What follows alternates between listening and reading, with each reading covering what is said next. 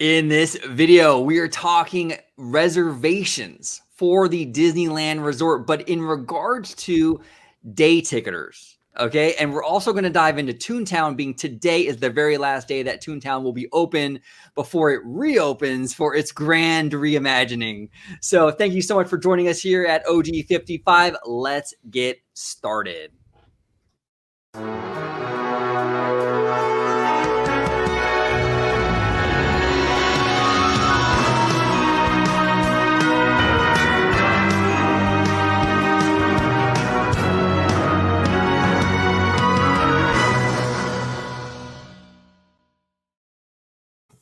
Hi, everybody. Welcome aboard to another episode of Orange Grove 55. I brought my good friend, collaborator, producer, Dre, host of Freshly Squeezed, on the show with me today to discuss all these fantastic topics. Dre, how are you doing today, sir? I'm doing pretty good. This was a very interesting one sent in. This topic discussion was actually sent in by somebody who views the channel regularly. This one of you guys, all right? And we have talked about it all the time. Hey, send in your comments, your chats, whatever, Twitter DMs. I don't care what it is, and maybe it's a topic worth discussing on the show. And sure enough, our buddy Sean was watching and said, "Hey, you know what? This is a good topic. This is something we should bring out." And in that vein, you can tweet me right here at the at Vash Sky right here, just how it's spelled below. And if you want to see me, well, it's going to be on this channel that you're watching right here at Orange Grove 55 at Freshly Squeezed, your source for juice news and info, squeezed fresh right from the Grove. So that's where you can find me. Perfect. All right, so let's dive right in. So first topic on the books is this reservation calendar for the Disneyland Resort. This has been a point of contention for fans since the reservation system started really.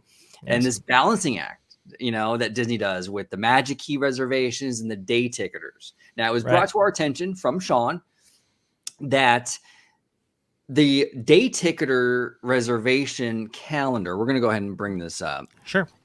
Is filling up pretty fast. Mm-hmm. Okay. So it kind of brings up the question of why. Okay, so yes. Dre, I'm gonna go to you and kind of pose this question to you. What's going on here with this? Why are the day tickets filling up so fast?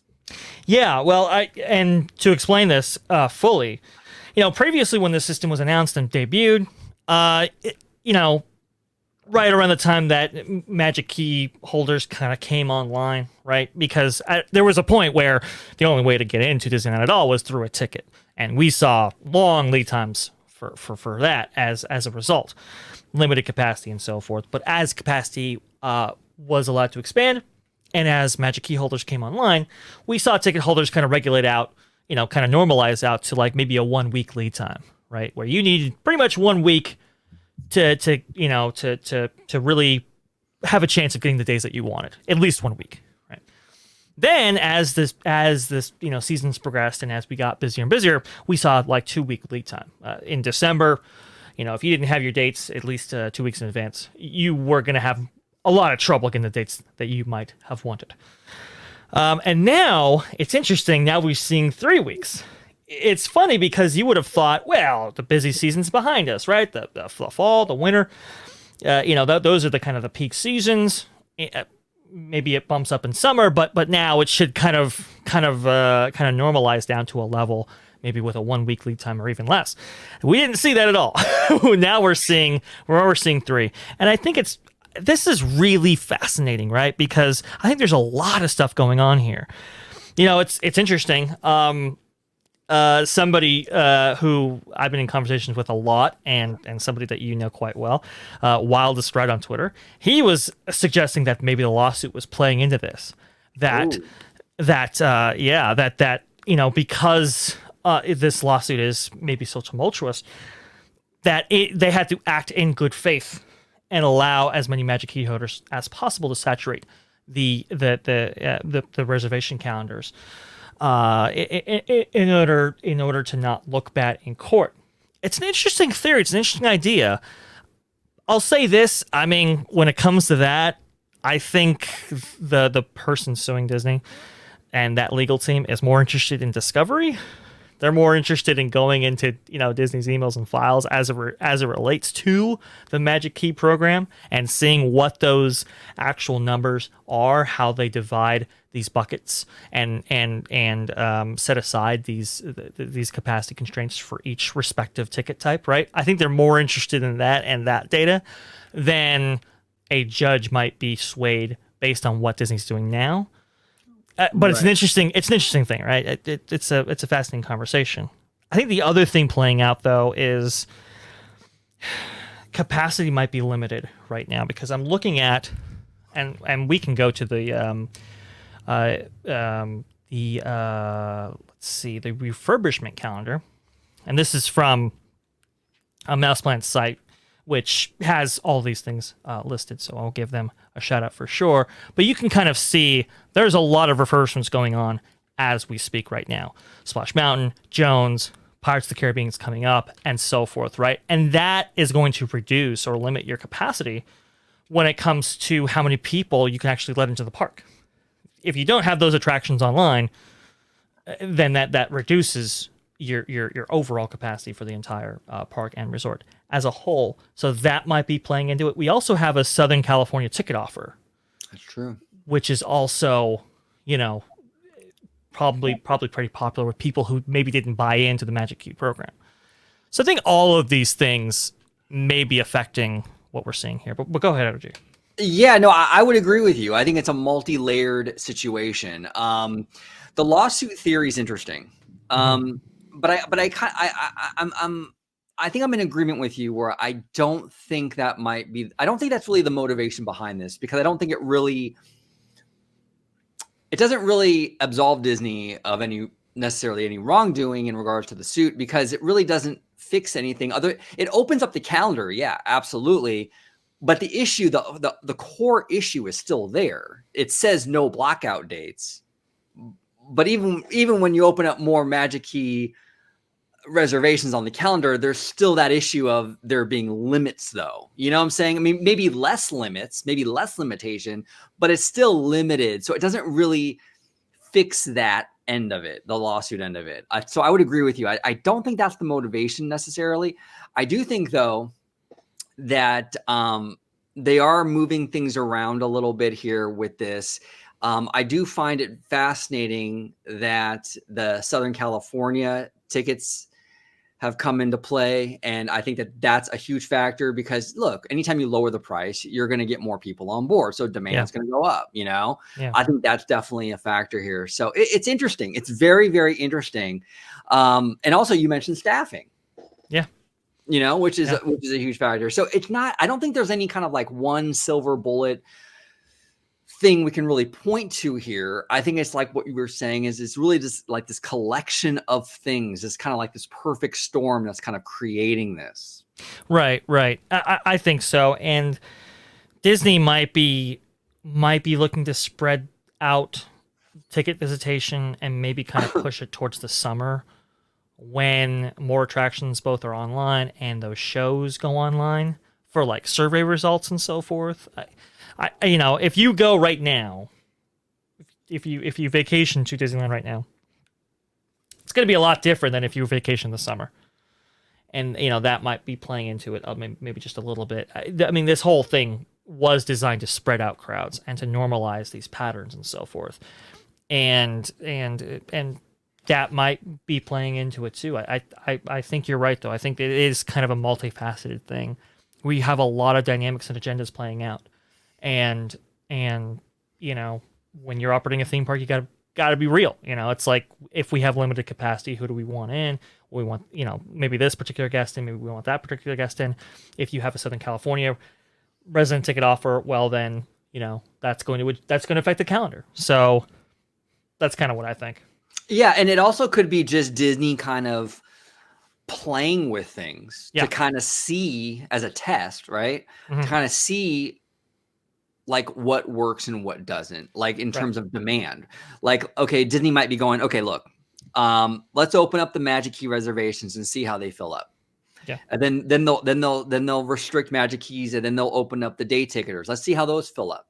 And it's kind of like this test and adjust thing where they're kind of feeling things out to kind of get more data, as JPEG loves, more data as to these, like, these patterns and where is the bulk of the demand coming from. And then that helps them kind of decipher what valves to open and close with this whole thing. So it could be experimenting, just flat out experimenting. They might be. That's very, very popular because, it's interesting.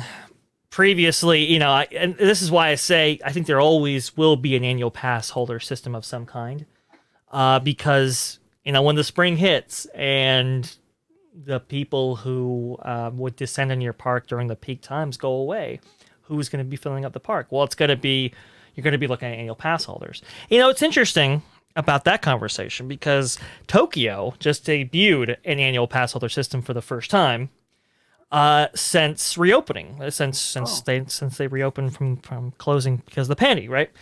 And it is so convoluted. Like you can, it's like you buy in, like I think it's like a 300 yen pass or something. Don't quote me on the particulars, but I'm going to tell you just kind of give you an idea. And it's only good for the next 3 months. And you can only get 6 days. Okay. And you can't have more than 4 days per month.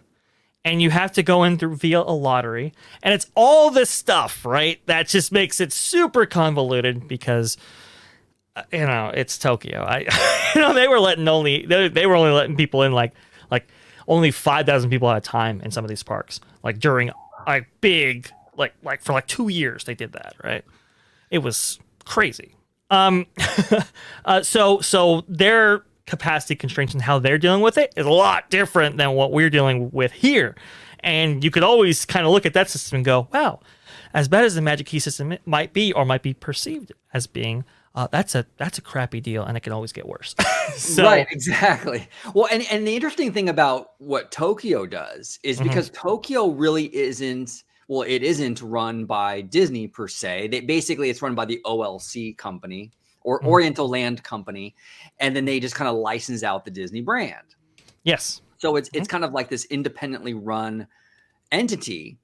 What's interesting about that is that with the Oriental Land Company and these kind of changes to their pass system, which are much worse, I will say, than the domestic parks, but still in the same vein as the domestic parks, where they're adding a lot more restrictions to that program. And it makes me think there must be something in the internals from OLC and from the domestic parks showing that this restriction is necessary. Because if it was just, look, a lot of people just like to say, oh, it's Chapek, oh, it's tomorrow. But if it was really just Chapek and tomorrow, and they're just greedy guys or whatever, well, it doesn't really explain then why OLC is implementing even harsher restrictions. They're not known to have that reputation. So there must be something in what they're seeing internally that's causing them to kind of sit up and take notice and say, hey, we have to really limit the amount of these pass holders for whatever reason, whatever justification that is. I don't know, but there must be some real legitimate business purpose for it. I think there is. So in the case of, I want to get these details correct for you guys on screen. So I looked it up. I didn't know I was going to be talking about this necessarily, but I think it's a very interesting conversation. Yeah. So it's worth going through. So the multi-visit passport is what they're calling it, will be valid from May 1st through July 31st and cost 44,000 yen, which is about $381, right? Okay. The pass is valid for exactly six visits, 2 per month, subject to very restricted blackout dates. Guests must enter a lottery system during the first week of the month before their visit, similar to the previous annual passport lottery when the parks first reopened. So that's interesting. Yeah. For example, so those who wish to visit in May will be required to apply for 2 dates between April 1st and 7th. It's a very restrictive system. And I think the same things plague Tokyo that they do here. And that is capacity, but capacity based on staff. Not all facilities are open on either coast, whether it be at Disneyland or Walt Disney World. And surely not everything is open at Tokyo Disneyland when they can only let in like 5,000 or 10,000 people per day, right? You had to make sacrifices, you had to make cuts, you had to do things to keep these places operational, but also profitable. When it comes to us here in the States, I've heard a lot of talk about operators in Walt Disney World and how it's like we just do not have the staff available to take out the reservation system. It's just they just don't exist. We're having problems getting people in. It is interesting though, because I have heard that operators in Walt Disney World are kind of mixed on the idea. For example, Epcot operators aren't really a fan of the reservation system, and particularly people who put on the festivals aren't really a fan of the reservation system. Why? Because those festivals are predicated, are mostly used by or that revenue is generated by APs who go spontaneously, who just say, you know what, I want to see Flower and Garden, or I want to see Food and Wine Festival, right? And they just spontaneously go in. But there's an impediment there with this reservation system. Right. If people can't get a reservation, they can't get in, they can't spend money, they can't, do these things, right? But whereas like Disney's Hollywood Studios, for example, those theme park operators are like, we need the reservation system because if we didn't have one, the line for rides would be back to the park entry, right? We had to limit how many people actually walk in the door here. So there have been kind of different schools of thought. I've actually heard that maybe as an attempt to kind of wean themselves off of this, because there are upsides, but there are downsides to it. Maybe having select times during the summer at Epcot be open to a point where you don't have to have a reservation at all. Wow. And then maybe the weekends you do, and maybe that's different for ticket holders than it is for annual pass holders and so forth, right? I could start to see that, but while this reservation system is in effect, whether it be operational demands or whatever, I think we're going to see these kind of patterns emerging, and maybe Disney getting more data as far as the buckets and that dividing is concerned. It's fascinating, and I'm not as familiar with Walt Disney World, but for Disneyland, I feel like the reservation system is more draconian than it is in Florida. I feel like it's a harder get. I think there's more fight to get your spot sort of thing than there is in Florida, which is interesting to me because we're more of a locals market, but so is Tokyo. Yes. Which plays into this. Tokyo is a very locals driven resort as well.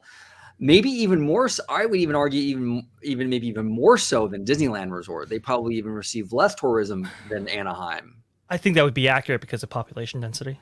Yeah. Because Japan, Tokyo, that's way different than Southern California in terms of population density. So yeah, I would agree with you.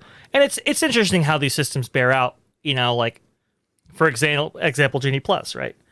Genie Plus is going to play a lot differently in Orlando than it is in California, right? Because California is such a locals-driven market, then maybe you don't have as much Genie Plus adoption that you do in Florida, where people are paying thousands of dollars just to be, at the parks, right? Just to be there. So it's like, okay, well, I had to take advantage of some of these systems in order to get my money's worth, right? Right.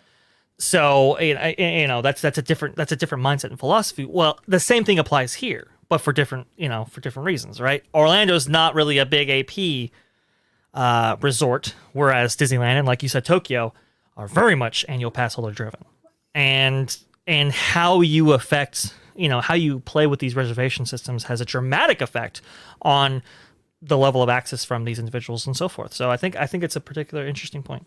Yeah. This whole thing is fascinating. How Disney is sort of playing with the crowd flows, adjusting, and all this stuff based on all these factors, whether it be demand, staffing, or what have you.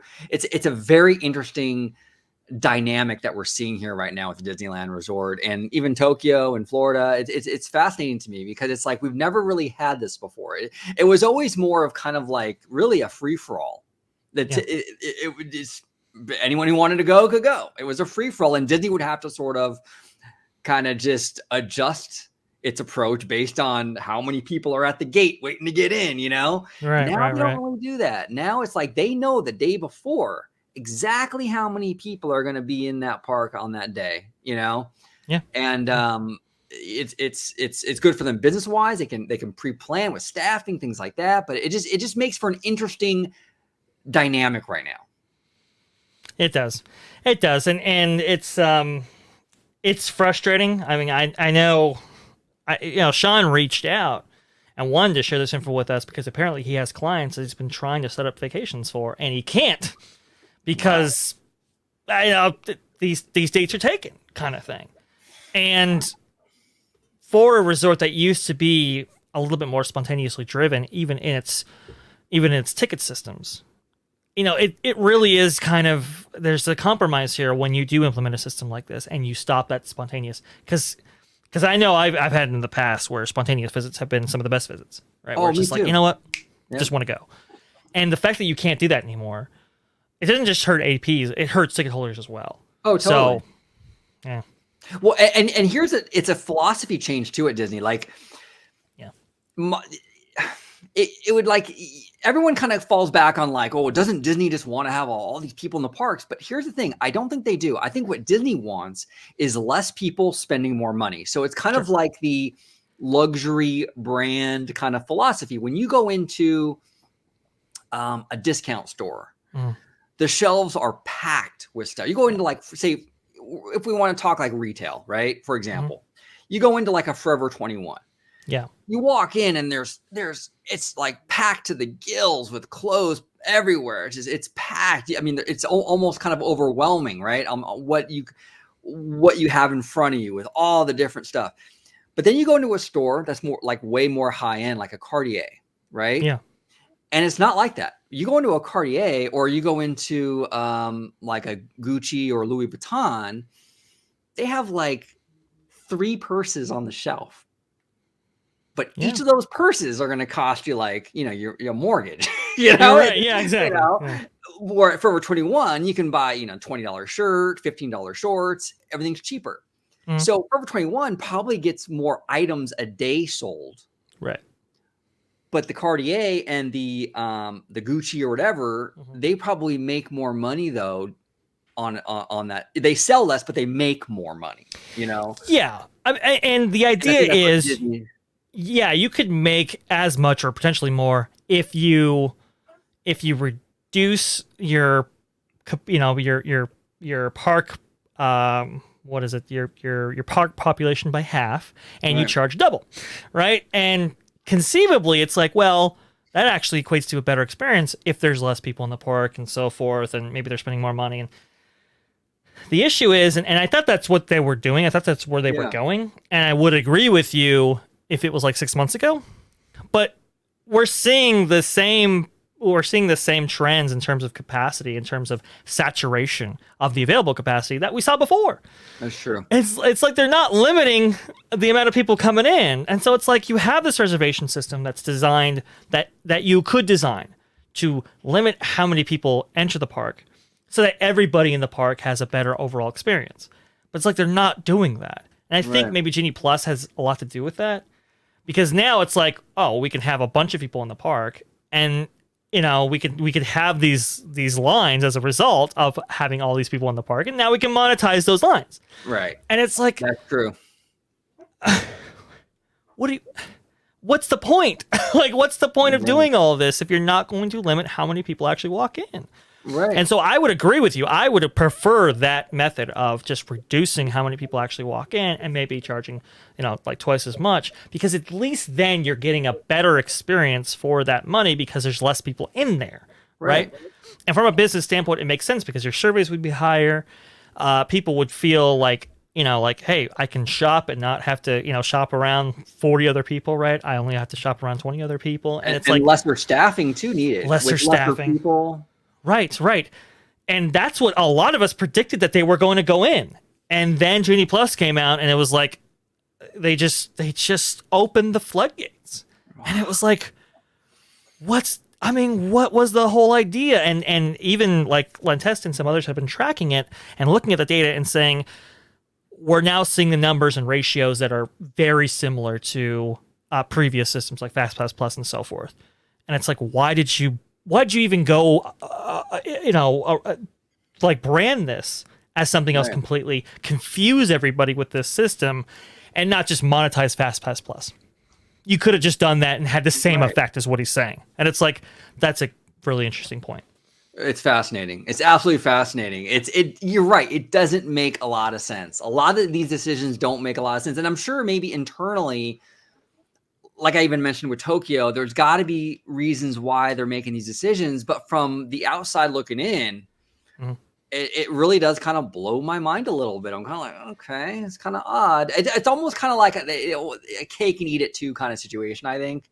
Yeah. They want the crowds because, like you said, the Genie Plus, but then they don't want the crowds because they can then have lesser staffing and things like that. Yes. They want it all, and they can't really figure it out. They can't, yeah, because you have so many different agendas, and that's kind of the machine of Disney, right? It's so big and broad, and you have so many different, VPs of these parks and stuff like that. Like I said, Disney Hollywood Studios wants the reservation system, Epcot doesn't. You have all these different things, and they're all trying to balance out, and this is where Disney can get into trouble, especially with the theme park operation, because it's like, it's simply a division of their business. So Right. is it worth going in here and fixing these things fundamentally, systemically, when it's just, you know what, we give them money and they give us more money back. That's good enough for us, kind of thing, Right. Right. which bugs me, because it's like, and to put this in different, in a different spectrum, right? Like, Disney Cruise Line is only one division of their, like, it's actually a subdivision of a division of their business, right? It's under Signature Experiences, under the Parks Experience and Products banner, right? And what they do on Disney Cruise Line is much different than, say, what Royal would do, because that's Royal's whole business. Yeah, their whole thing. That's who they are, right? And so when you get subdivided like this, sometimes you just have operations that just don't make sense. And it's like, who would do this? And it's like, well, sometimes that organizational structure is why. And it is something that Chapek's been kind of working on, but it's, we still have these kind of weird things where, not everybody's copacetic to the idea. I will say, like the reservation system, right?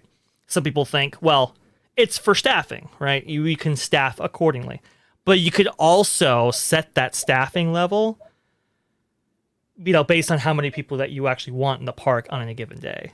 So it's a way to reduce staff, not just staff accordingly, if that makes any sense. No, I see what you're saying. It's like reverse engineering almost. Yes, right, yeah. Yeah. Which is why they're giddy about it. It's like, oh, this is awesome. We can just, do this kind of stuff. Disney just had no restraint sometimes. They just can't help themselves, because I think they were going down that path. I think they were legitimately going down like, hey, we're going to reduce how many people come in, not even just because of the pandy, but just like permanently, Right. so that we can better service guests, right? And surveys do matter. It's interesting. They're already changing Harmonious. Oh, really? Yes. I did not know this. What are they doing? Yeah. So this is kind of, and we can clip this for a segment to run on this week's channel, right? Because I think this is an interesting conversation when it comes to surveys. Surveys do matter. In the case of Harmonious, they got a lot of feedback that, okay, because they have data, they have operational data going back, to the 80s, right? When Epcot opened and first had a lagoon show, right? From what I understand, Harmonious hit at a lower level than their previous iterations of lagoon shows. Wow. Eliminations, reflections, reverse, all that kind of stuff. And it's really important that those surveys be high, because, and we talked about it before with corporate stuff, right? But it's also the reason why you have a lagoon show or a nighttime spectacular or whatever is to get a second bite at that apple, is to get like, people staying, longer in the parks, so that way you can get more merch sales, and particularly food sales and restaurant sales, right? If I'm going to be staying in the park that long, I need a dinner reservation, or I need some place to eat, and that's why you want to lengthen out your stay. You want to lengthen out people's visits to these parks via a nighttime spectacular. That's why fireworks came back as quickly as they did, and so forth. Well, if nobody wants to see your show, That's an Right. issue, right? So you have to change that, and it's unfortunate because Harmonious was so expensive.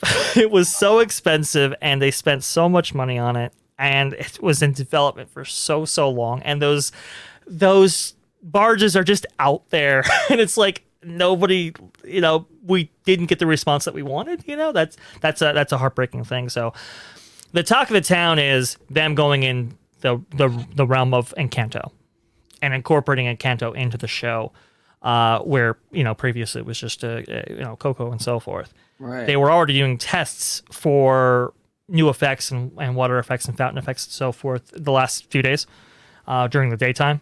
So, but yeah, that just tells you that Disney does care about surveys. Now, they might care about it for other reasons than just you having a good time, right? But they do matter. Well, yeah, and one of the big problems with Harmonious, and I'm going to digress a little bit here, but one of the big issues with one of the issues with that show is the tech involved. Like in my opinion, the magic of the Disneyland fireworks shows, or Disney Parks fireworks shows for that matter, the magic of Disneyland's Fantasmic. A big part of that magic is that the technology is really invisible. Yes. Like you could walk around the rivers of America all day long. You would never know that show was going to erupt a few hours later. Right. It's Correct. all hidden. And when you're watching the show, it's mostly hidden as well. It's very it's not blasting in your face, Right. Within reason. You can see a lamppost and things, but within reason, the tech is fairly hidden. Yes. Fireworks shows, there next to nothing is showing from that. It's the castle and then it happens. The problem with Harmonious is that it's the tech is like right there, it's this monstrous thing in the lagoon. Yep. And it's just that it becomes a distraction to the show itself, because the show is not the show. The technology is where your eyes really go. The big mechanical stuff sitting there is where your eyes really go. And for me personally, it distracts from what's actually happening. Yeah. No, exactly, because we said it before, right? With Star Cruiser, because the Star Cruiser, when you're getting there, you see the back of Galaxy's Edge and how those rocks on popsicles and so forth before you even get into the experience that's going to take you to Batu, right? Right. You're seeing the magician's trick and how it works before you actually see the trick itself. There you go. Right. With Harmonious, it's exactly that whole thing. You're seeing how the trick is done the whole day while you walk around this huge lagoon for 8 hours or whatever. And there's the magic is kind of sucked out of it in that way, because like you said, with Fantasmic, it just kind of, like blooms. It just kind of like, hey, it comes out of nowhere, right? Right. You walk around, instead of, how the magician tricks work, you walk around this kind of faux set all day, not really thinking anything of it. And then you have this amazing lagoon show, at least in Fantasmic and Disneyland. You have this amazing show that just comes out of nowhere. It just magically appears, and that's part of the magic of it. Have you seen the 30th kind of Oh, for Paris? Yeah, for Paris. Have you seen that? Yeah, I have. Okay. Gorgeous. Do you have something for me to share? I see. I got it right here. Perfect. I got it right here. Go ahead and See if share I can. See if I can. Just kind of extend the screen just for a bit. No, not audio. Just play it just real fast, and you guys can see at home what we're talking about in terms of the magic, right? Yeah, this is Disneyland Paris. This is Disneyland Paris. Oh my god. Those are drones right there. Like, unbelievable. That looks, it looks incredible. And they have water fountains, which I'm very jealous of, but that's okay. But see how that's a great point, Dre. Yeah. See how you don't see the drones. They're not sitting. It's not sitting behind the castle all day long as a giant mechanical structure. Right. Right. It just happens out of seemingly thin air. Yeah. That's the kind of magic we're talking about. Right. That's exactly it. Just seemingly out of thin air. Didn't even expect it. Didn't even realize it. And then boom. Now I had seen them testing this, and I was like, "Oh my god, that looks amazing!" And then to see it like up against the castle, like you do with the ads. Unbelievable. Oh my god, like that's incredible. Like that's the most one of the most insane things I've ever seen. And it's so unfortunate because man, oh man, with Epcot, this is where they were gonna go. They were gonna go drone. They were gonna go drone. That was gonna be a big part of whatever lagoon show that they ended up putting on. And the lawyers stateside just said, no, no, can't do it. No, no. In Paris, they're not quite as litigious as a society as we are here in the States. And that's why they get that amazing drone show, right? Whereas here, they could never find a way to get over those hurdles. And that's, sometimes just things don't work out. And I wish they would have gone that route because we've seen the alternative with the barges, right? Right. And it's like, man, this could have been a whole lot special. So, and if you think about it, if it doesn't work logistically for the lawyers in Walt Disney World, where Disney World literally has endless amounts of space, there is a snowball chance in hell it's ever coming to the very populated, condensed Disneyland resort.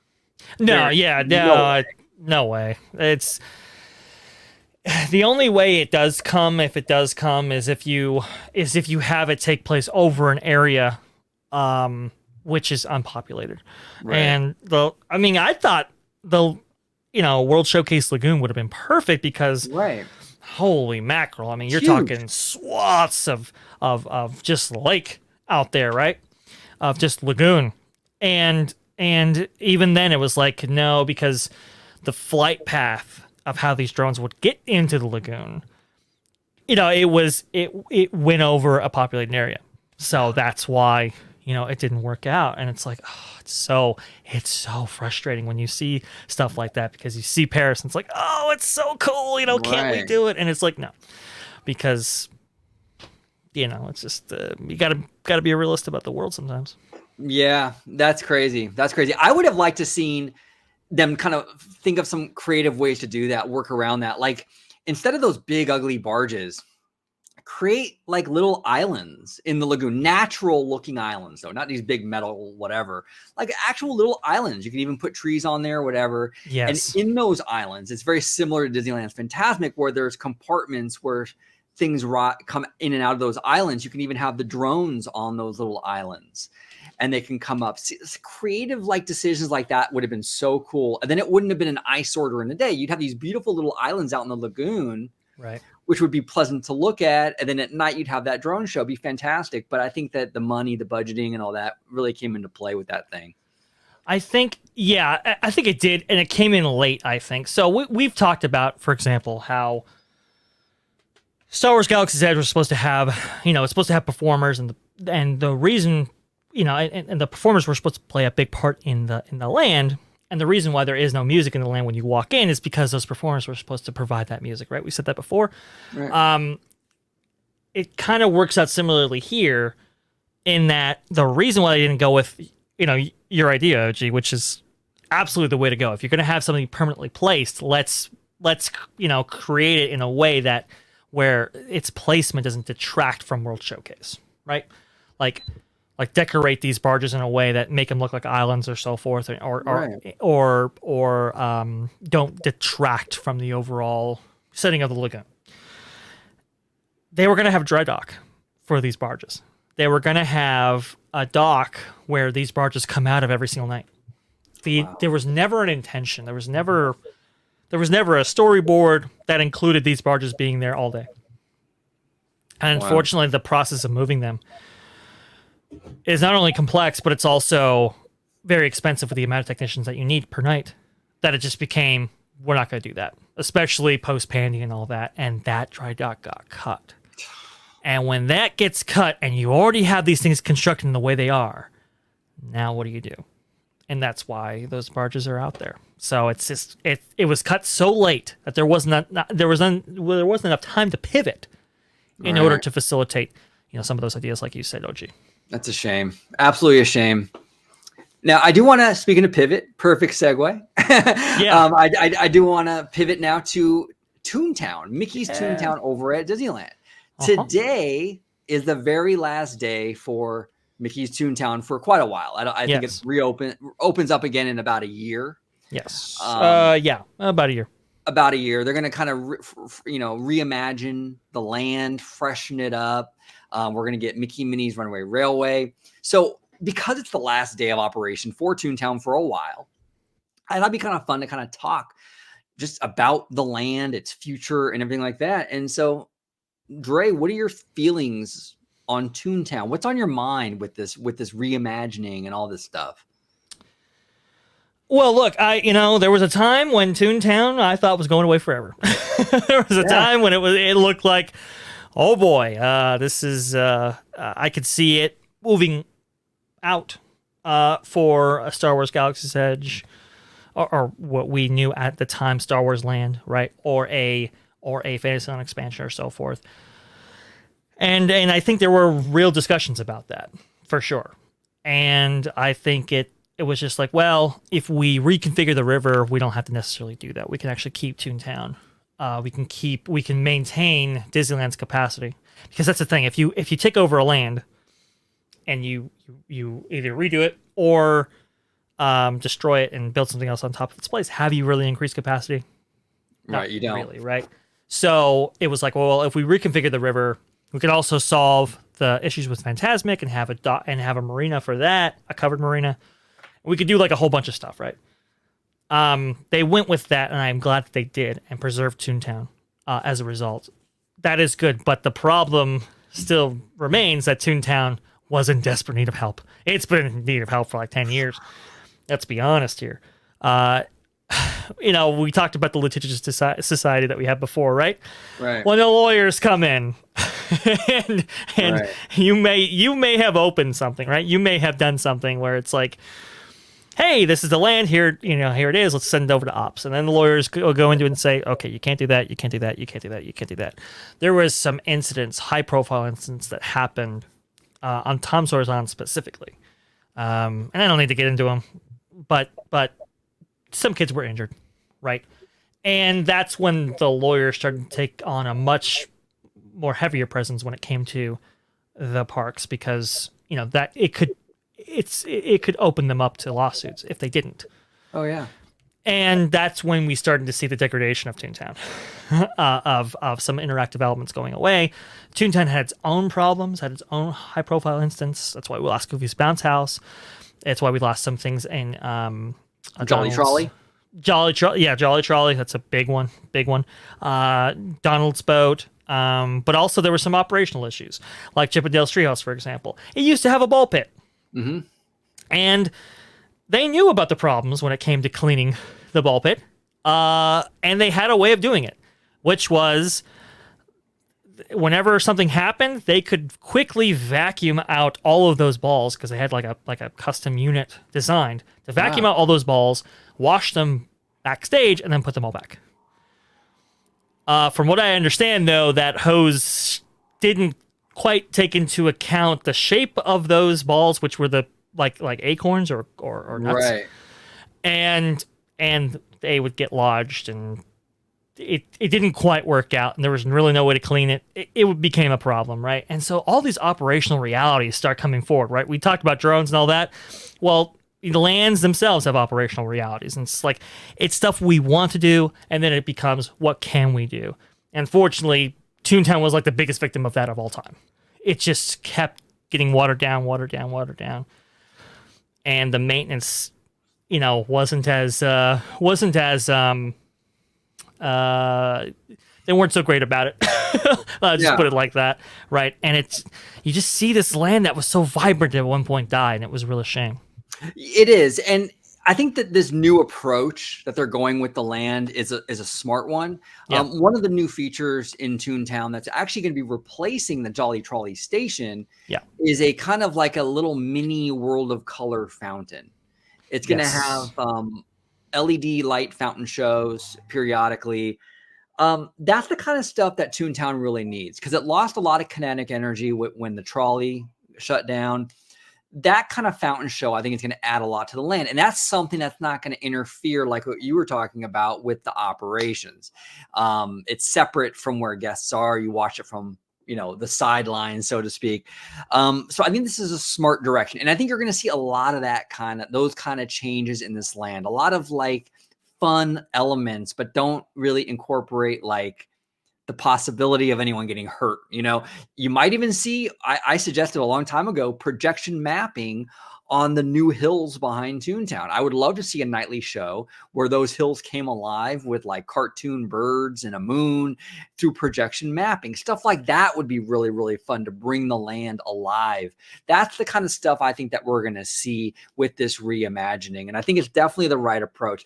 When they built Toontown in the early 90s, they really dropped the ball in a lot of ways with all this stuff, like the ball pit and all this stuff, because they just didn't factor in any of that. And I'm surprised they didn't. I'm really surprised they didn't. You're talking about the general public.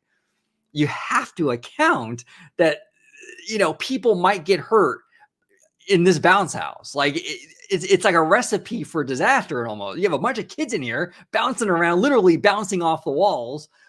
Come on, Disney, you know? Come on. I know. And there was a high profile incident of the bounce house at, you know, Goofy's house, and, you know, a kid hit their head, and that's why we don't have a bouncy house anymore. You know, you had the Jolly Trolley, it looks great, but you know, if you got kids running around the land, literally, you know, that can become very hazardous if you have this trolley kind of bouncing around in all these different places, right? You know, you just have some things that happen. It's just like, oh, come on. Like, you have to take this into account. And they didn't. And because of that, the vibrancy of this land was really stripped for a lot of time. And now I'm, you know, your point about projection mapping on the back, like that, just, it's awesome. And you kind of realize, wow, this is the 21st century, right? We can incorporate technologies that the Imagineers back in the early 90s didn't have. They, you know, couldn't dreamed to have access to at any time, right? And we can kind of incorporate some of these things that make it not just modern but fresh, you know. Right.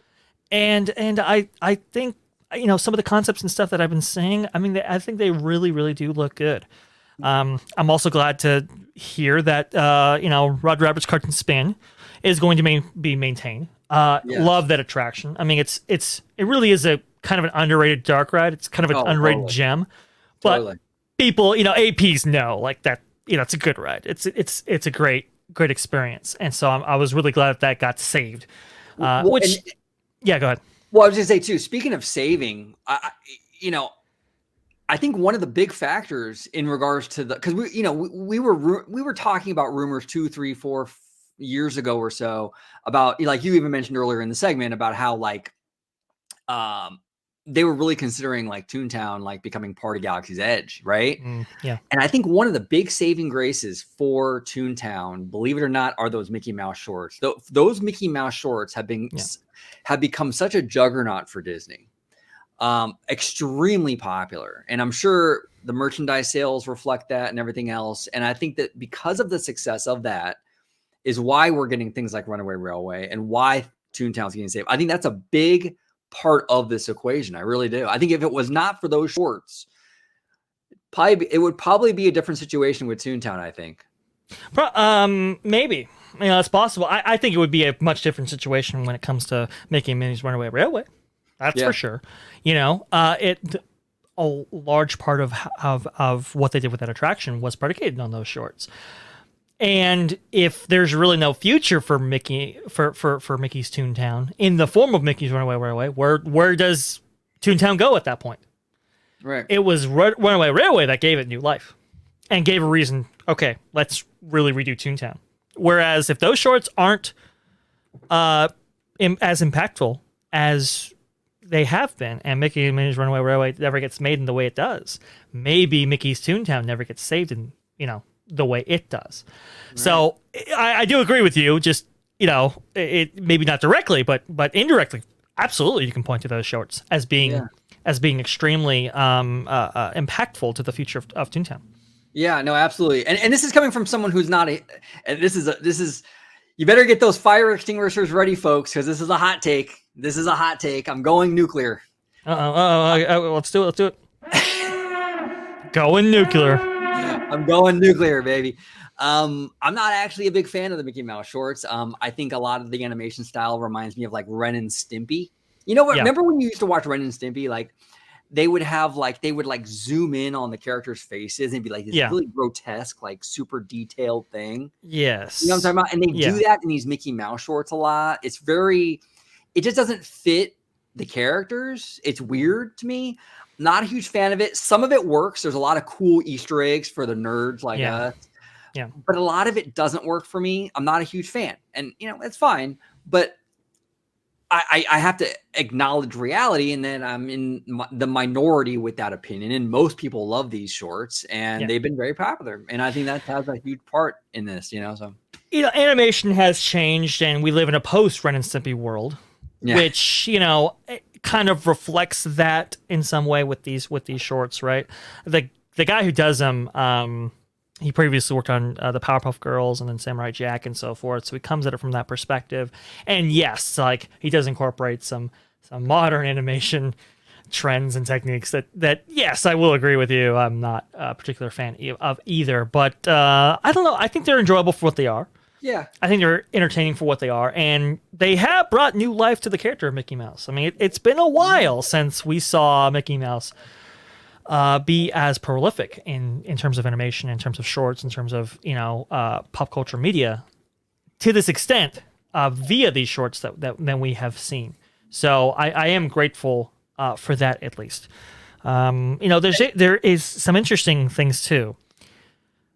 Okay, they talked about we had a recent blog post that talked about saving. Obviously, Mickey, Roger Rabbit's Cartoon Spin's going to be that's going to be preserved, right? They kind of just put those rumors to bed that it was going somewhere. It really wasn't. It was always kind of it just I never really give those rumors credence. Even in the idea that Toontown was going away, I never thought that Roger Rabbit was going away because it's just too iconic. And it was so weird to me that rumor was going around. It was so weird to me because they announced that they were reimagining it with the Jessica Rabbit situation, making her a private eye. And then they dropped the concept art for the land, and people were like, oh, well, Cartoon Spin has real nondescript looking decor on it. Are they thinking about getting rid of it? I'm like, of course they're not. They just announced they're going to reimagine Jessica's role in the attraction. Right. It would make no sense. So it was, I agree with you. It was always a given that this attraction was safe, especially after they announce officially that Jessica Rabbit's getting a different role. Of course they're going to keep it. Exactly. And even if Toontown was going away, I always felt that Roger Rabbit could stay because it's so off to the side. Like, it doesn't interact with anything at all. You can do it in a way that make these whole things work and stuff and preserve that ride. I never really bought into the idea, especially after the Jessica Rabbit thing came out, like you said, OG, that this was going away. So that's good. But they recently talked about that and a couple other things. Do we know the status of Go Coaster? We do not. Yeah. We do not. I'm hearing rumors, murmurs. I assumed, and this is just my layman speculation, fanboy, kind of theory, but I would assume, Disney is really big on Chip 'n Dale right now. You go to the parks and there's a ton of Chip 'n Dale merch, which is actually pretty good. Chip 'n Dale merch right now is pretty fire. And there's a lot of it. And I think a lot of that has to do with the fact that they got that new Park Live show on D+.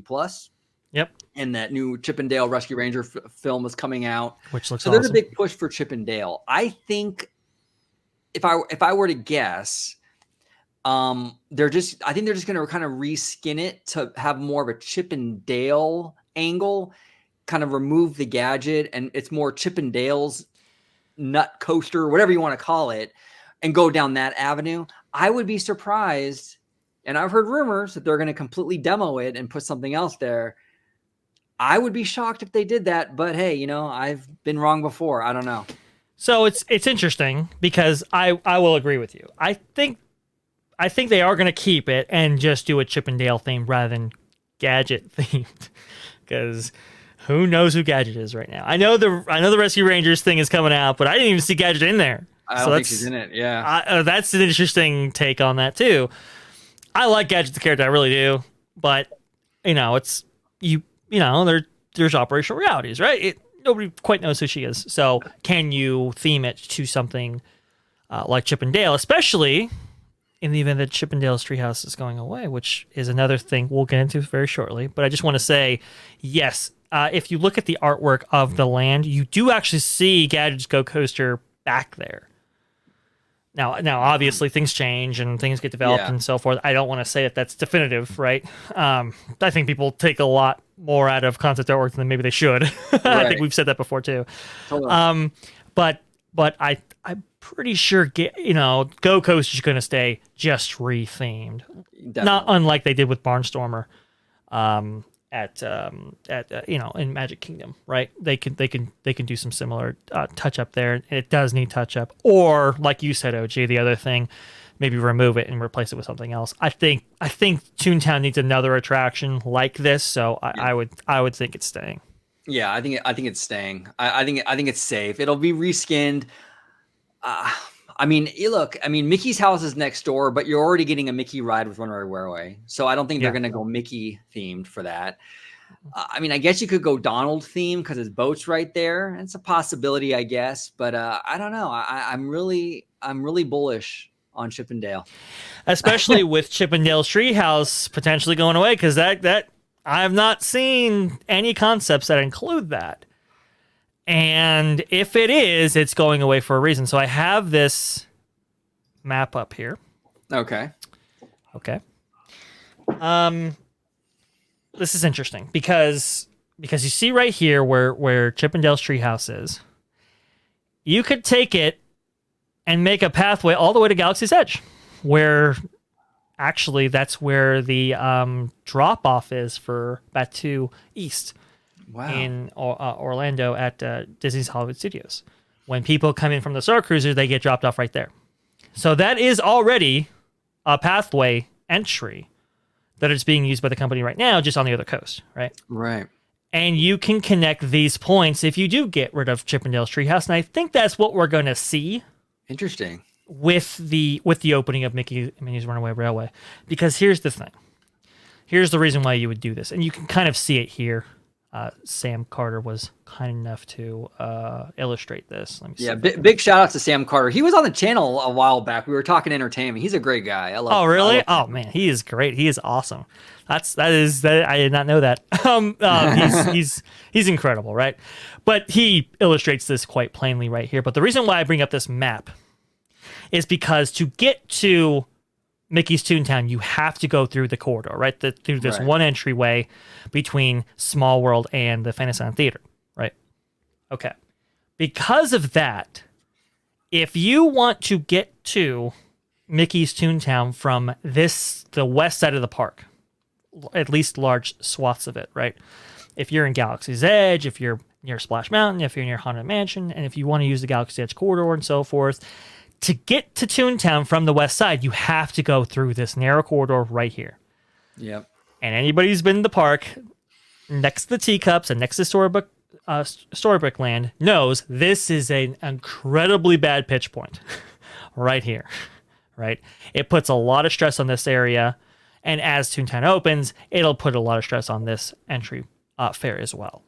But if you connect these 2 points, you will alleviate a lot of the problems that you get from here and here. And I think that's where they're going. I think they're using this time wisely, I might add, with this area being closed to connect these points. Now, it'll probably be a temporary setup because the idea for the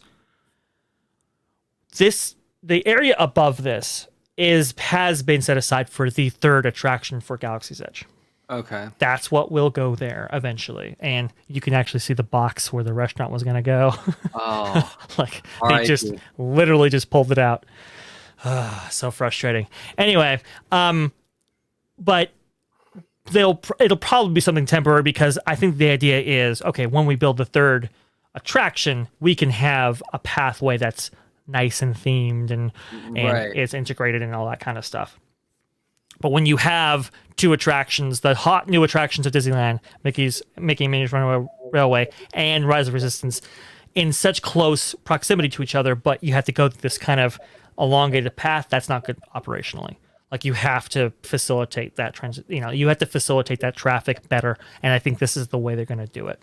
That's interesting. That's fascinating. You know, I was actually going to ask you, that was my follow-up question, is what Mhm. they would theme that to. And you answered it when you said that when they build a third attraction in Galaxy's Edge, they'd go in there probably like a lot of rock work or something and really Yes. transition it out. Yeah. That's fascinating. And it would really help with the flow of the park. Toontown has always been a dead end.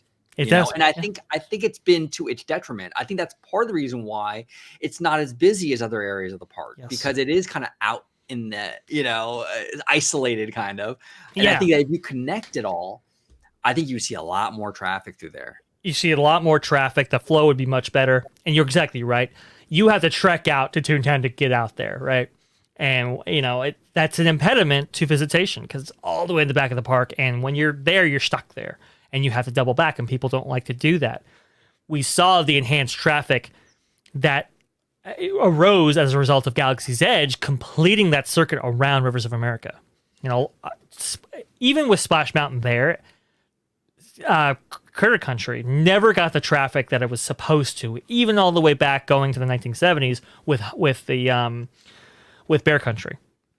It just never got the traffic. You just never get people back there because you had to travel all the way back there and then double back. When Galaxy's Edge was installed, now that circuit's complete, and now people don't have to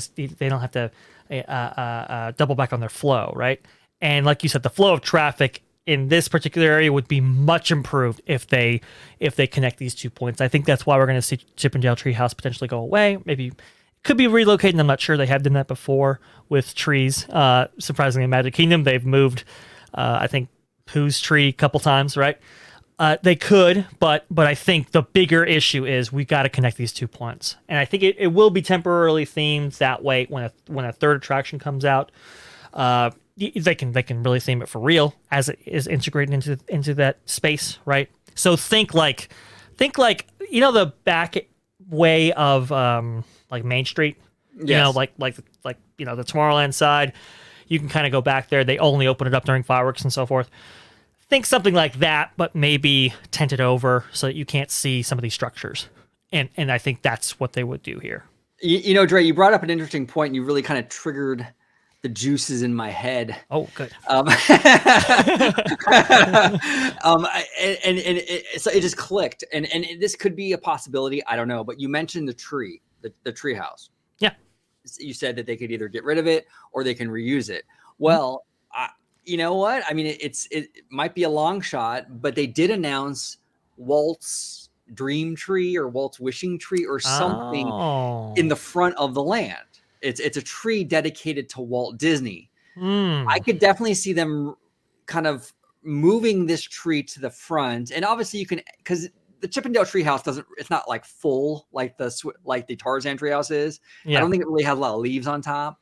But you can take the base of it, the general structure of it, put it in the front and add to it, make it full on top and have that wishing tree. I wouldn't be surprised, and I'm not saying it's going to happen, but I wouldn't be surprised if they do remove the tree house, they move it to the front. That's why we're getting that tree in the front. It's probably going to be the old tree house.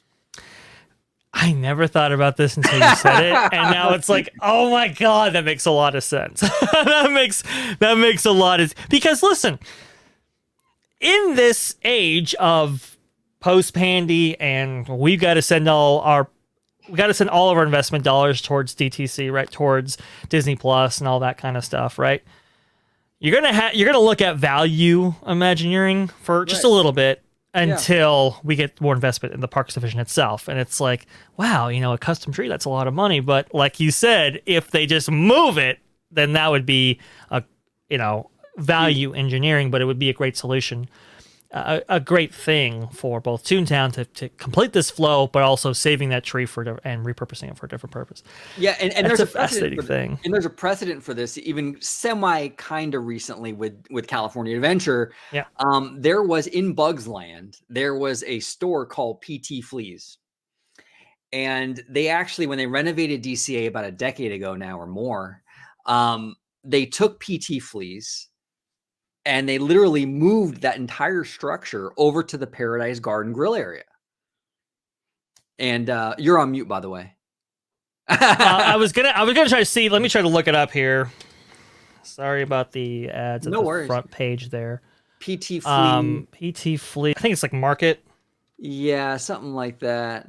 Yeah, There it is. that's That it. was it. And That now was it's over it. at the Paradise Grill. And And if now you it's over at yep, now Paradise it's over at Grill. Paradise Grill. I There. don't know. Is that it? I think Yeah, that's that's it right now. there. That's Goofy's Sky Skull in the back right there. You can see that. So there, and that's, I would argue, probably a more complicated endeavor moving that structure than even the tree. So if they're willing I, to do it for that, I think so. I think so. And there was an instance where there was a tree.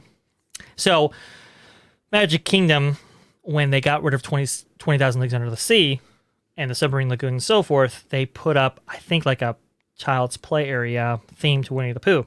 And as they did it, it was they put a tree there, right? And in the tree, you can see like this tiny little imprint of a submarine from the previous lagoon, the Nautilus, right? You can kind of see it kind of imprinted on the inside of the tree, and that was a nod to that attraction and where that tree sat. Well, when New Fantasyland came about, they moved that tree to a different spot, so that Nautilus thing is still there, but it's in a different spot. Doesn't quite work, but they have done this before. yeah, I think you're right. I think they might repurpose the tree, which would be kind of a cool thing. it would be. It would be cool. It would be cool. And even like teacups, right, at Disneyland. That the teacups used to sit where King Arthur's Carousel sits now, and they moved it over to over by Alice, which actually makes a lot more sense. But yeah, it's fascinating. Yeah, it is a fascinating thing. You know, sometimes this works, sometimes it doesn't work. For example, I think there were stories of Baxter attempting to move the Jolly Roger, the pirate ship from the back of Fantasyland, right? That used to exist where Dumbo sits now, and then Skull Rock, and those things just crumbled upon their attempts to move them, right? I've heard conflicting stories. I've heard it two ways. I've heard it they tried to move it and it just crumbled and they couldn't do anything with it, so they just demolished it. I've also heard that the intent was always to build those two structures, the Skull Rock and Jolly Roger, again, but in the Small World Mall area, right? But those plans never developed because Phase 2 of the New Fantasyland project was scaled down after New Fantasyland opened, didn't move the needle.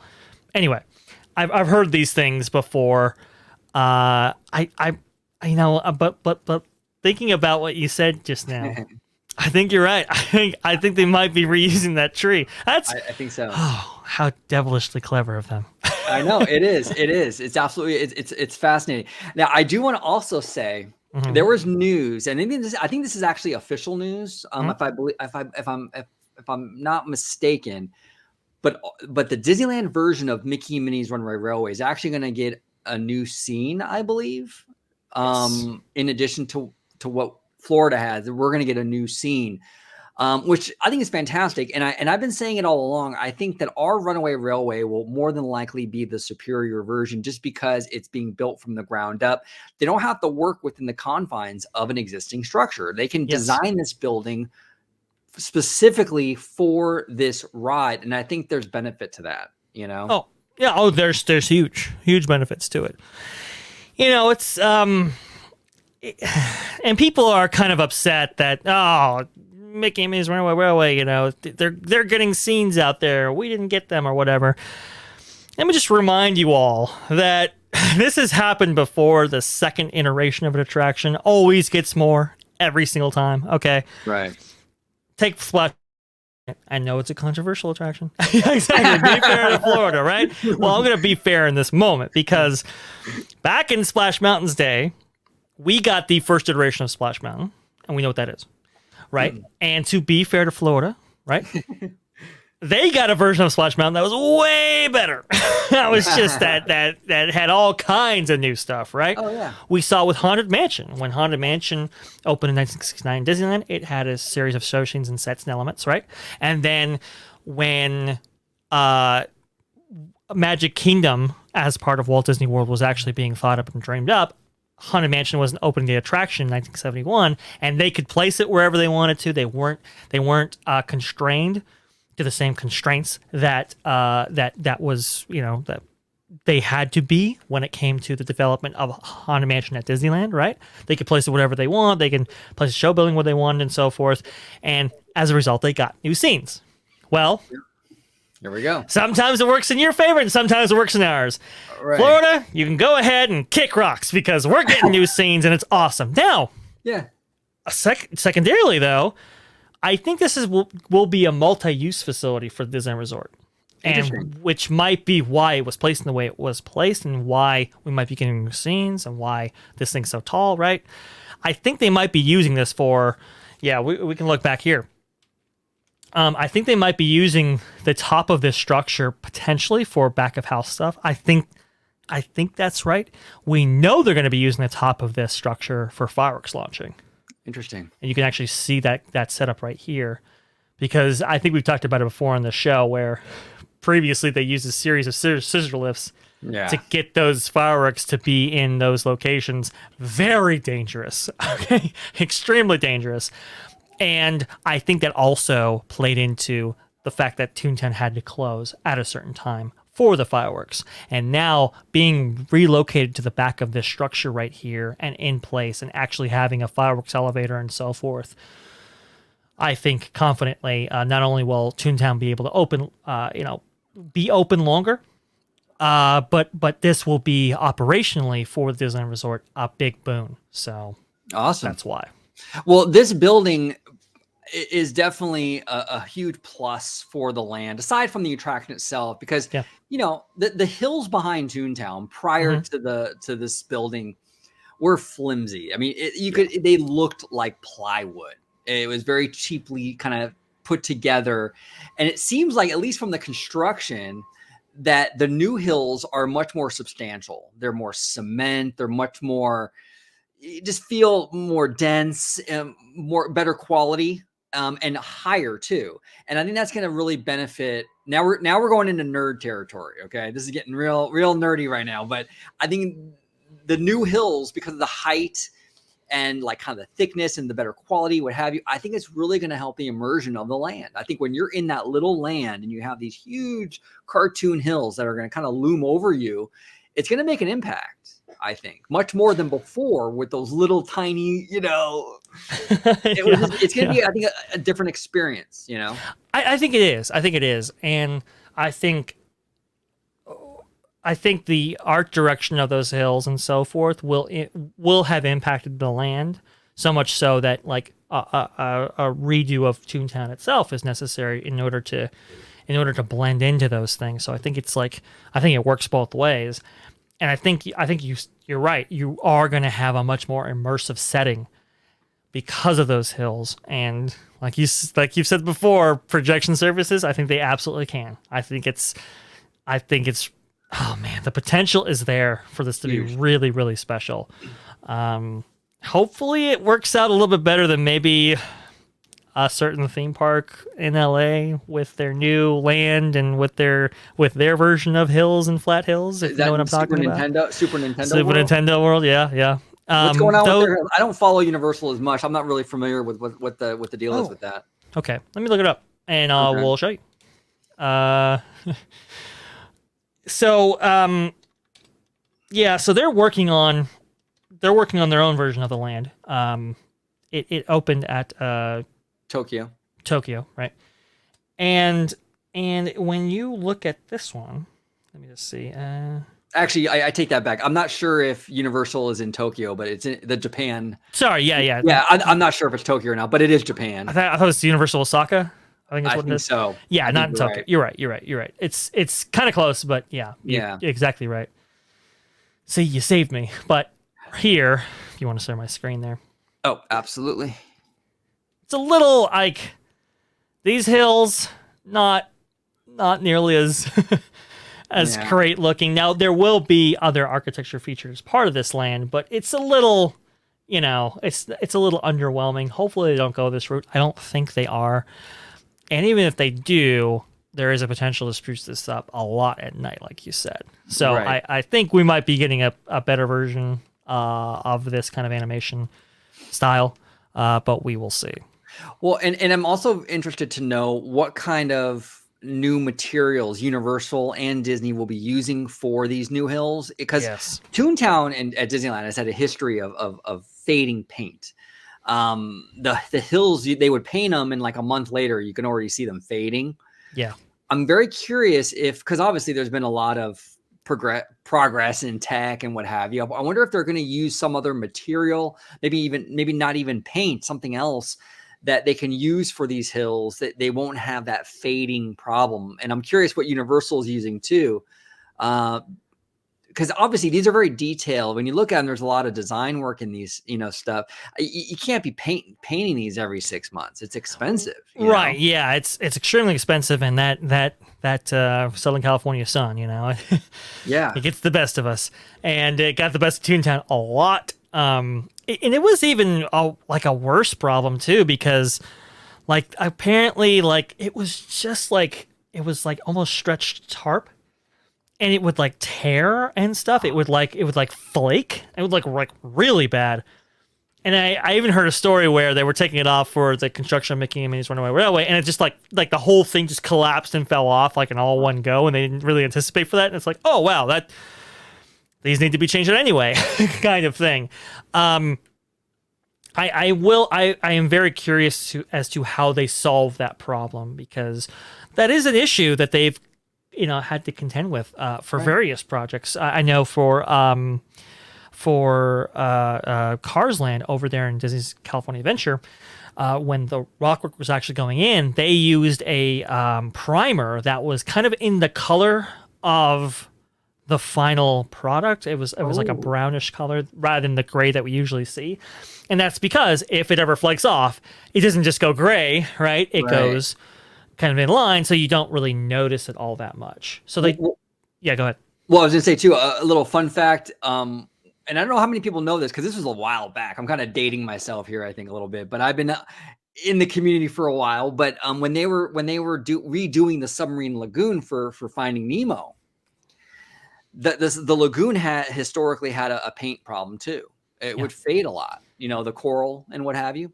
Yes. And what they did for Nemo was that the paint that they used for the coral, the undersea stuff, is actually melted glass. Yes.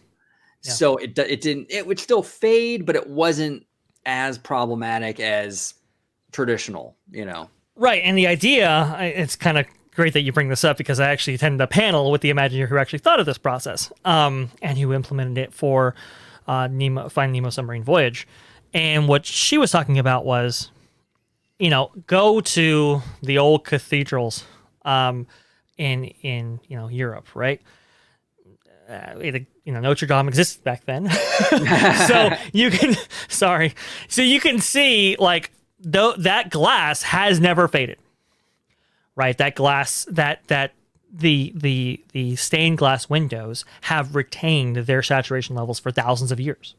So the idea was, what if we could take that same process of stained glass, of tinted glass and so forth, and just kind of like make it into almost like a powder, and then shoot it off at kind of a high velocity, and coat the exterior of whatever we do with this colored glass in order to prevent the lagoon from fading, because that is like a big part of the maintenance costs of maintaining that attraction.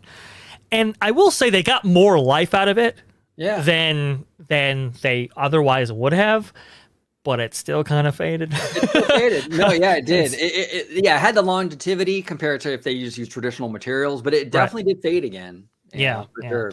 So but in that though, I think there are solutions that by which you can incorporate into this project that would have it be a longer lasting thing than maybe what they did in the 90s. Because Toontown itself will always fade, but those hills in particular, the hills and the cityscape kind of backdrops there, they always look terrible. They always look bad.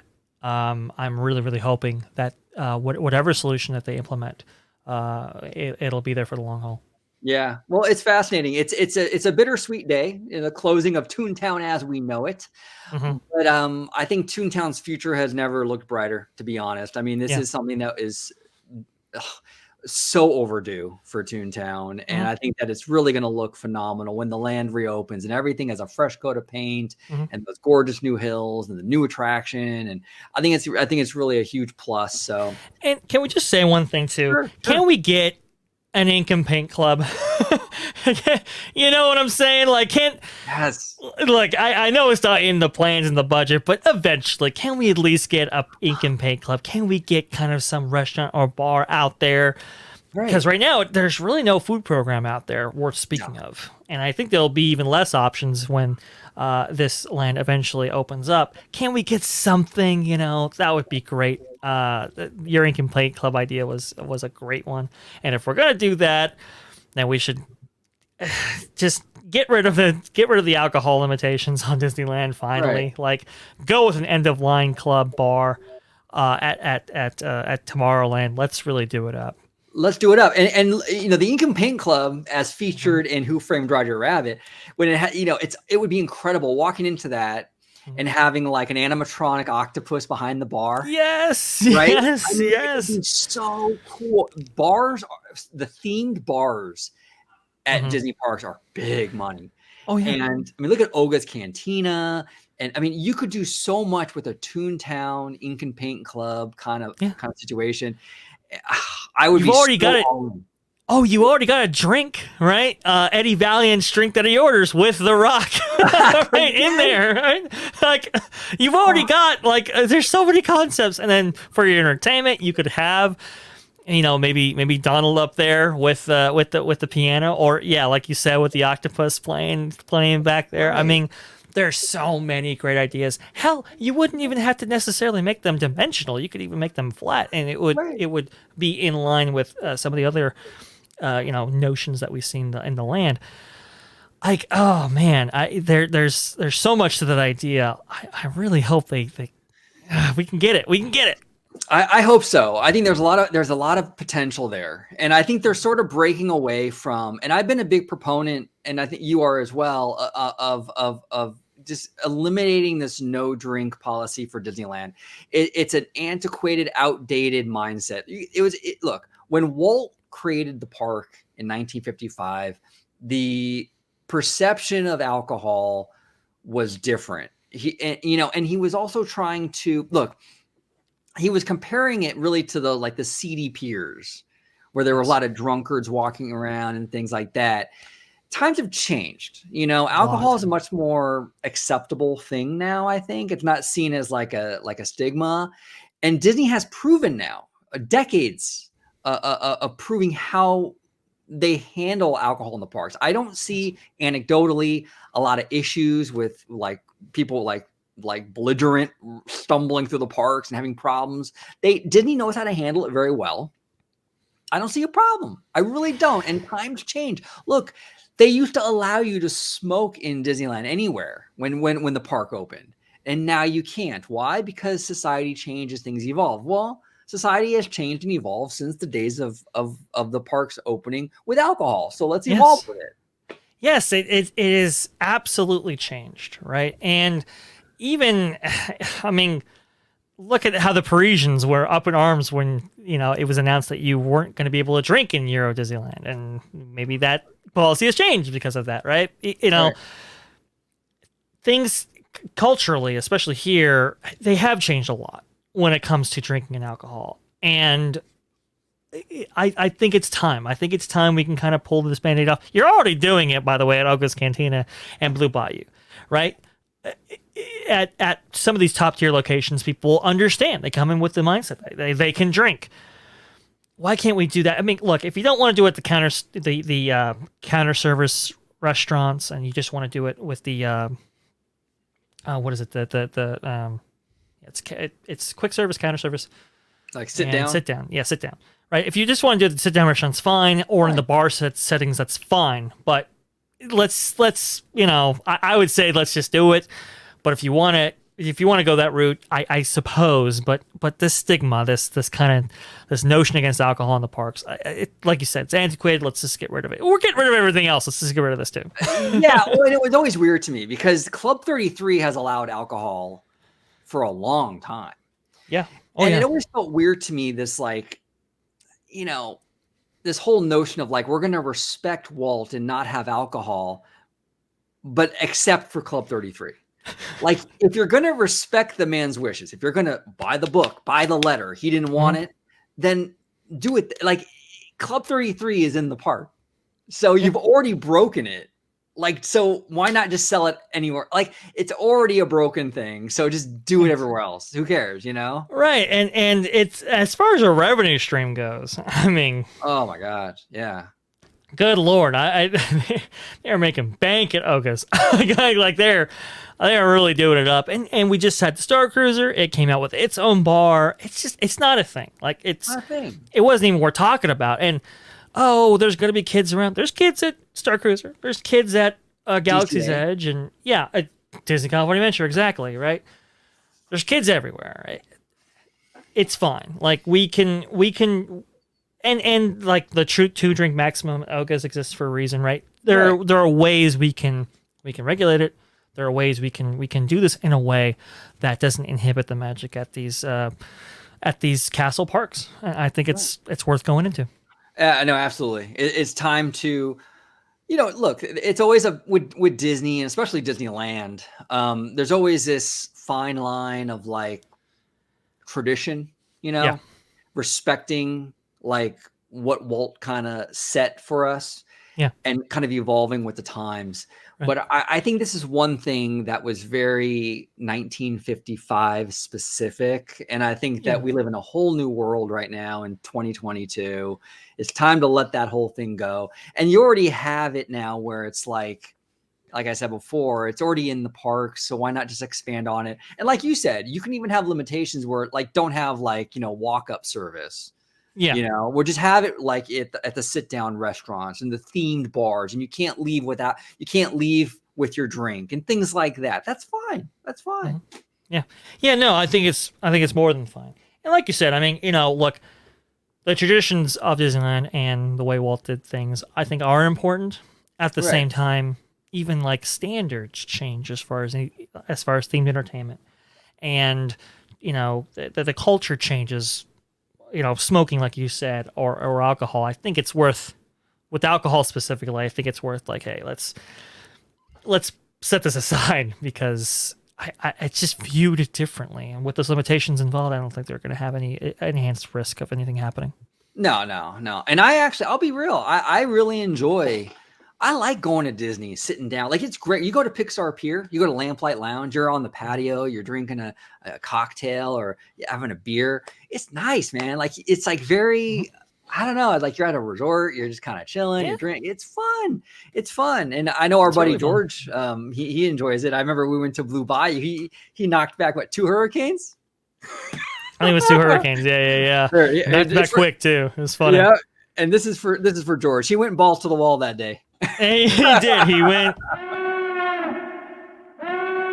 balls to the walls that day. That is for sure. No, it was a great time. It was an amazing time. And, when you have alcohol at some of these locations, they extend your time there, but also too that it enhances like the ability to like sell food and sell additional items to you, right? There is a benefit to doing that, and it's something that Oga's Cantina really needs. It needs like a food program because if you get the bars going, if you get the drinks going, and you order food with it, that would really enhance it. But hey, you know what? You can design a campaign club that has a food program already as part of its construction, or an end of line club or something. Cool. And then one thing too before we close it out. And this isn't really in the parks, but since they're redoing Downtown Disney, I hope that they bring over some of these themed bars from like Florida, like that. What is that? Jock Lindsay, the Indiana Jones bar. Oh man, Jock Lindsay's is so cool. Let's bring some of that here, right? I know. Yeah, and they're extremely popular out in Florida. I mean, they have not dwindled in terms of their popularity. That would be really cool to kind of bring those aspects to Downtown Disney, because man, oh man, like we need something like that. Like we need a little bit of that. Trader Sam's, I mean, good luck trying to get in there because it's the only themed space. Like it's the only themed bar space.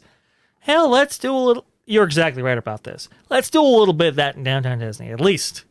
Right, right. And that's what Downtown Disney needs. It was always kind of weird to me with Downtown Disney, like, because it was like you're at Disney, but then there's all these like mall retail Yeah. locations. Like I can go to AMC near my house. I don't need to Yeah. drive an hour plus to go to the AMC over at Downtown Mhm. Disney. I think Downtown Disney really needs to evolve into more Disney specific or Disney exclusive Yeah. kind of venues. And that doesn't mean just Disney owned. I mean, you can Yeah. have exclusivity from other companies. That's fine. Like Rainforest Cafe was a nice one. It was kind of different, things like Mhm. that. But they need more of that there, less Wetzel pretzel stuff. Yes, I will absolutely agree with this. I think like Salt and Straw, for example, you can't find that in Right. many places, but you can go there and find it. I think that's a good one as well. Like Gideon's Bakehouse, right? With I mean, that's huge business over there in Orlando. Bring something like that here. And I think that's the idea. I think Disney Springs really kind of did it well, right? They did it to a point where you have a kind of exclusive shopping and retail available, right?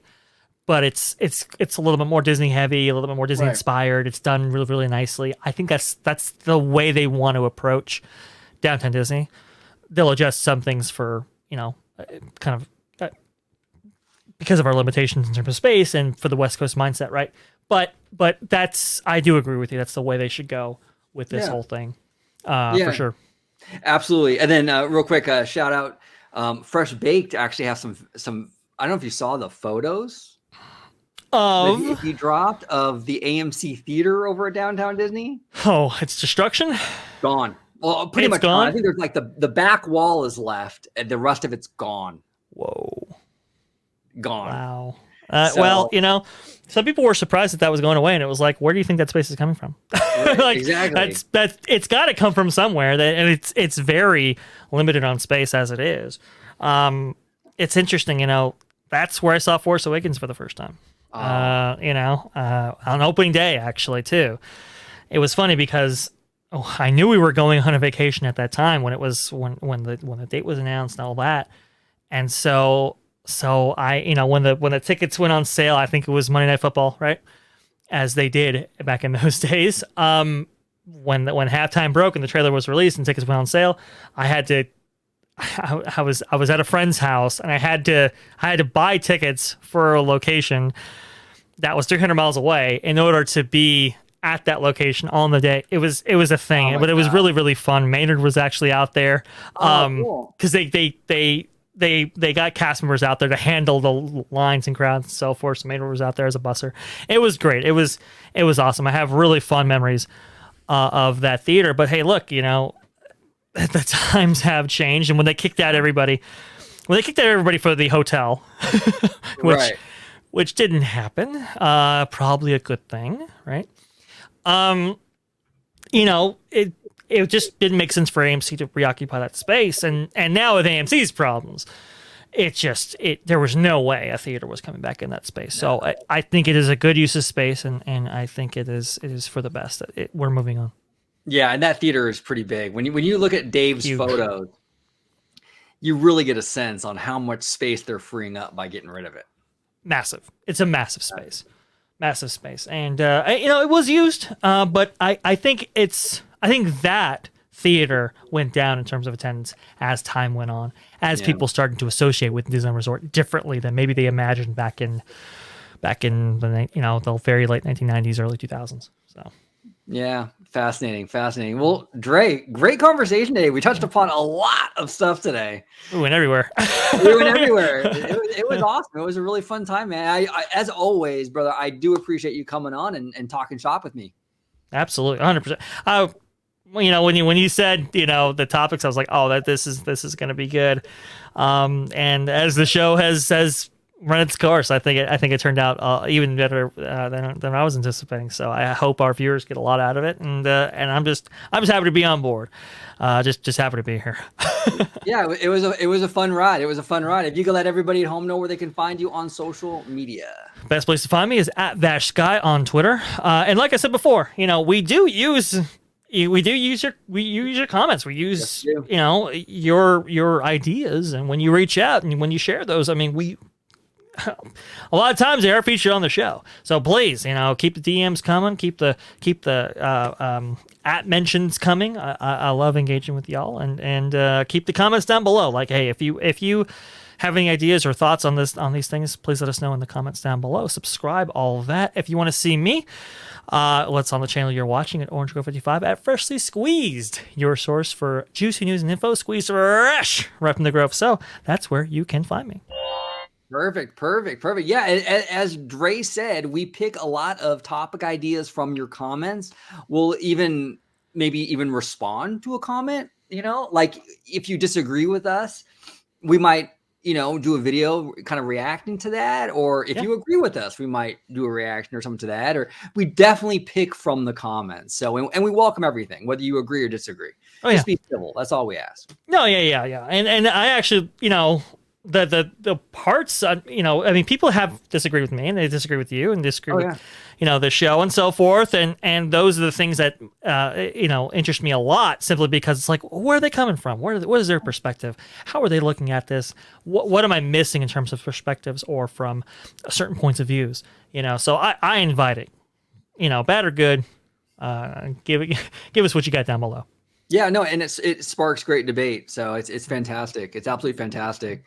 But thank you all for watching today. Like, subscribe. We do content on the parks, film, streaming, all of it, all the time. I want to thank you all for watching. And as always, have a wonderful, wonderful day.